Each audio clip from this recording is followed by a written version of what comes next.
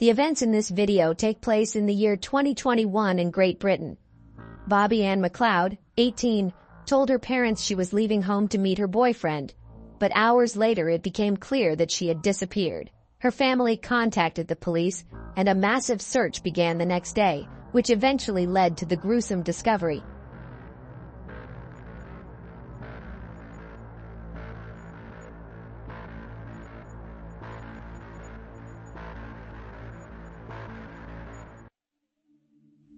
Bobbi Ann, along with her parents, Donna and Adrian, and brother Lee, lived in Plymouth. Plymouth is a lively coastal town located in the southwest of England. It has a rich history and maritime heritage that stretches back many centuries. From its stunning waterfront to its vibrant downtown, Plymouth is a popular destination for tourists and locals alike. On November 20th, 2021, at approximately 5:45 p.m., Bobbi Ann walked out of her home in an area called Liam and headed to the nearest bus stop on Sheep Store Road. As she left, she told her father that she loved him and told him she was going downtown, where she planned to meet her boyfriend and their mutual friends. It only took Bobbi Ann a few minutes to get to the bus stop. She was familiar with the route because she had taken it so many times. When it had been an hour and a half since Bobbi Ann had left the house, her mother Donna texted her, asking if she was okay and if she had gotten to where she had planned to go. Without an answer, a worried Donna tried to call her daughter, but Bobbi Ann wasn't answering her phone either, and that wasn't usual at all. It was another hour or so before Bobbi Ann's boyfriend called her parents and asked if their daughter was home. He was worried because Bobbi Ann hadn't shown up for her date, and all his attempts to contact her by phone had been unsuccessful. After calling all of their daughter's known friends and realizing that no one knew where she might be, Bobbi Ann's parents began to realize that something bad might have happened to her. They immediately went to the police and reported her missing. It was already after 9 p.m. The next day, November 21st, police began a search of the area, which also involved McLeod's family and volunteers. Leaflets depicting Bobbi Ann were distributed throughout the city. Her disappearance was reported on social media and in the popular media. Her brother, Lee McLeod, wrote on his social media page, "I'm begging every single person in Plymouth to help me search everywhere, searching for everything. Please, please, people. If you hear anything or see anything, tell me." Knowing that Bobbi Ann was supposed to take a bus downtown, police quickly found out that she hadn't boarded any. However, while interviewing people, the officers learned from a local resident that he had driven by the bus stop the previous evening and had seen Bobbi Ann there. The implication was that she had definitely made it to the bus stop, but had not boarded the bus for some reason. The evidence that she was indeed at the bus stop was soon corroborated. They found wireless headphones in the walkway behind the bus stop that were determined to be Bobbi Ann's. The bus stop area was cordoned off. Police officers were literally on their knees searching the entire surrounding area for possible evidence. Evidence was also searched on the girl's route from her home to the bus stop and on all nearby streets. Given that Bobbi Ann was at the bus stop but never boarded the bus, that her headphones were found near the bus stop, and several other details that police did not disclose, authorities began to speculate that the girl might have been kidnapped. Police appealed to anyone who had any information useful to the investigation to come forward. A large number of officers were involved in the search, doing all they could to find Bobbi Ann as quickly as possible. Investigators attempted to trace the location of her cell phone, which revealed that the device was in the city limits, but they could not find out exactly where. All calls to Bobbi Ann's number were forwarded to voicemail. That same day, the girl's phone ended up in the possession of the police. It was given to the police by the driver of the bus that was on the route where the bus stop that Bobbi Ann disappeared from was located. As it turned out, a local resident came to the same bus stop at 7:15 p.m. the previous evening and found the phone and an AirPods case there. At 7:23 p.m., a bus arrived and the man handed the items he found to the bus driver, assuming the owner would look for them. When the bus driver saw the next day that Bobbi Ann was missing and last seen standing at the bus stop, he contacted the police and handed them the phone and AirPods case. The next day, November 22nd, police, family, and volunteers searched the fields, woodlands, and roads surrounding the area where Bobbi Ann lived, but no clues were found. The next evening, November 23rd, police announced that a woman's body had been found at Bobbi Beach, about 8 miles from the bus stop. It was found in a wooded area about half a mile from the shore. During the identification process for the McLeod family, the worst thing was confirmed. The body found belonged to Bobbi Ann. Her death was a heavy blow to family and friends. The family thanked everyone who came to the vigil in memory of Bobbi Ann, which was held near the bus stop where she was last seen. Donna McLeod, the mother of Bobbi Ann, sobbed as she paid tribute to her daughter and thanked friends, family, and the wider community for their support. Surrounded by other family members, her voice trembled, but she completed a prepared statement. She said, "I would like to thank everyone for coming, on behalf of the family. It's nice everyone is coming together in the circumstances. Unfortunately, our beautiful Bobbi Ann has been taken from us, but she will never be forgotten. I'd like everyone to hold their candles up. This is for Bobbi Ann." This was followed by a moment of silence, as the entire crowd held up their candles in unison. Bobbi Ann's brother Lee McLeod shared a heartbreaking childhood picture of the two of them, paying tribute to his beautiful and talented sister. The picture showed the two siblings smiling in their primary school uniforms. In a message posted with the picture, Mr. McLeod wrote, "Until we meet again, sis. I love you. You didn't deserve this, such a beautiful and talented girl, and to have you as my little sister, the adventures and journeys we had will always be treasured. Now go rest easy." When police found the body, it was naked, but the medical examiner concluded that there was absolutely no indication that Bobbi Ann had been raped before she died. There were serious injuries on her head and face, namely 14 lacerations. It is unknown how long the police would have searched for Bobbi Ann's body had it not been for one event. On November 23rd, the very day the body was found, a man walked into the downtown police station. This happened at 1:17 p.m. Upon entering, he asked if he could talk to someone and told them that he had information about the missing girl and that he wanted to help the police and her family. A detective was called, and when he arrived, the man said, "I did it." He confessed to having kidnapped and taken Bobbi Ann's life and gave some details of the crime committed.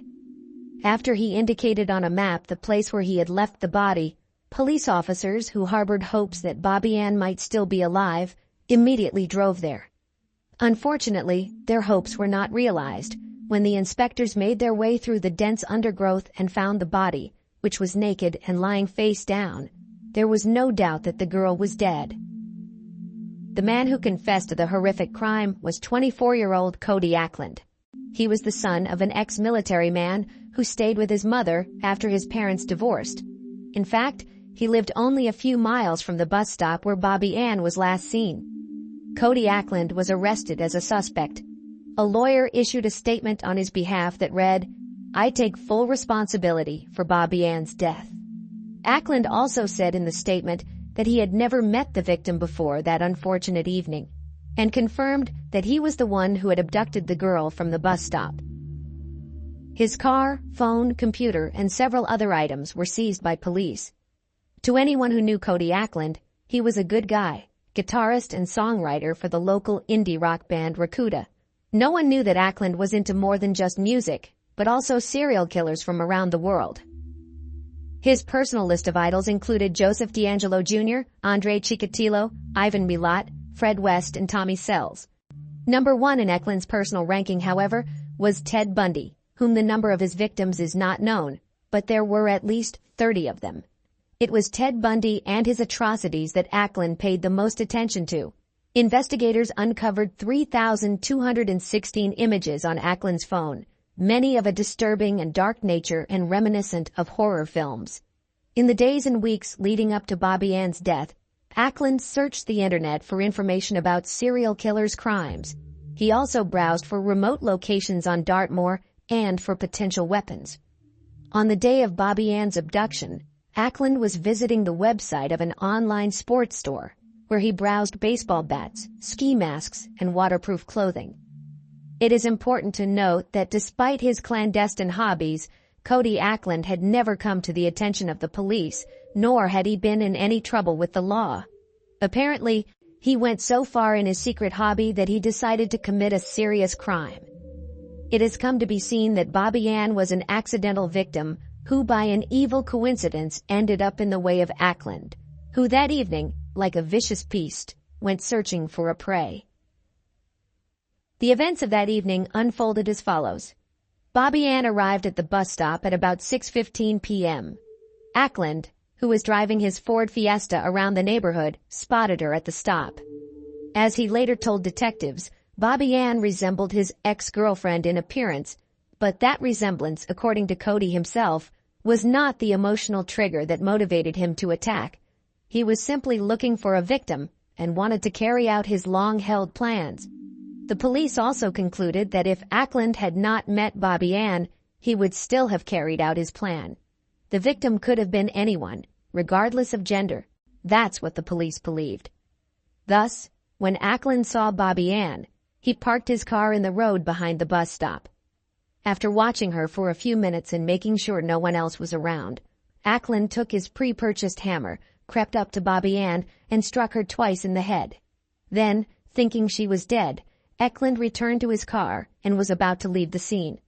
Unfortunately, as he drove away, he saw that Bobbi Ann was alive and trying to get up, so he went back to the bus stop, moved her semi-conscious body to his car, and drove her 20 miles away to the Bellever Forest parking lot in Dartmoor. At 7:45 p.m., he stopped at this parking lot, which is in the middle of a wooded area. He wanted to leave the body there, but found that Bobbi Ann was still alive and conscious. Unfortunately, Ackland didn't think twice. He didn't try to get help or take Bobbi Ann to the hospital. Instead, he helped her out of the car. Miss McLeod told him, "I am scared," to which he responded, "So am I. I've never done this," before striking her 12 times on the head. Trying to destroy evidence, Ackland burned Bobbi Ann's purse.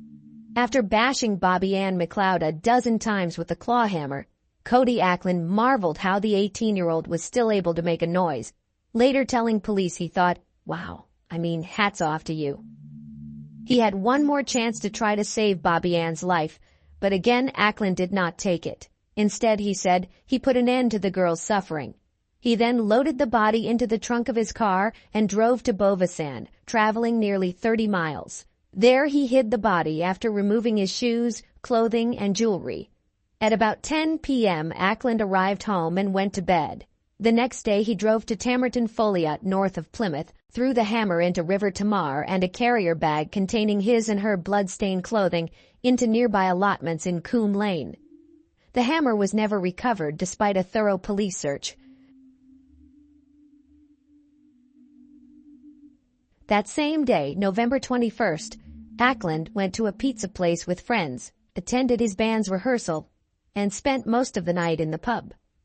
Everyone who saw Cody that day remarked on his unusually good mood. He was happy, joking, and hugging his friends, which was rare for him. The next day, November 22nd, Ackland continued to have fun. He bought popcorn and went to the movie theater. While he watched the movie, police, family, and volunteers searched for Bobbi Ann, and Ackland tracked the latest news with his phone. On November 23rd, Cody was at his non-music-related job. If the English papers are to be believed, he was working for a car service company. After leaving for his lunch break, Ackland sent a message to a chat room where members of the music group Rakuda were. He wrote, "Love you guys." At the same time, he texted his mother that he loved her very much, after which he went to the police station and confessed to the crime. Ackland's bandmates issued a statement on Facebook which said they would be disbanding the group immediately as a mark of respect to the late teenager. It added, "The remaining members of Rakuda, Josh, Ross, Josh, and Mike are all extremely shocked and in complete disbelief by the tragic event that has unfolded over the last several days. Our thoughts and prayers are with Bobbi Ann McLeod's family and friends, who must be devastated at their loss. As a mark of respect, we have decided that we shall not be going forward as a band and will be disbanding with immediate effect. We will not be making any further comments at this time." In addition to Ackland's confession, police had a wealth of physical evidence, including Bobbi Ann's DNA found in his car and on sneakers recovered from his home. As for motive, Detective Mike West, who led the investigation, said Ackland refused of going into detail about his motive and avoided answering the question of why he killed Bobbi Ann. At the same time, the detective did not rule out the possibility that, after thinking about what he had done, Ackland might in the future become more forthcoming and give more details. He would later tell a psychiatrist the feelings of depression he had felt before murdering Miss McLeod had now gone and was not feeling the same resentment as before, as if this violent act has rid him of these feelings. The trial took place in May 2022. Ray Tully, Ackland's attorney, said that psychiatrists had found his client was not suffering from mental illness, but said he had struggled during childhood. Ackland was diagnosed with ADHD, dyslexia, depression, and anxiety, and by the age of 19, had a 7-year depressive history, Mr. Tully said. He said Ackland had not received much comfort from either his home or his school life, and that his father and other male role models had not provided much in the way of succor or support. On sentencing, Judge Robert Linford told Ackland that his act was determined savagery, saying that he was satisfied from the evidence that he intended to kill. This was a prolonged and awful ordeal for this poor person. She had the whole of her life in front of her, until it was brutally and savagely snuffed out by you, he said. You were quite clearly planning murder, and you did murder. Cody Ackland, 24, was sentenced to life in prison. He will spend 31 years in prison before he is eligible to apply for parole.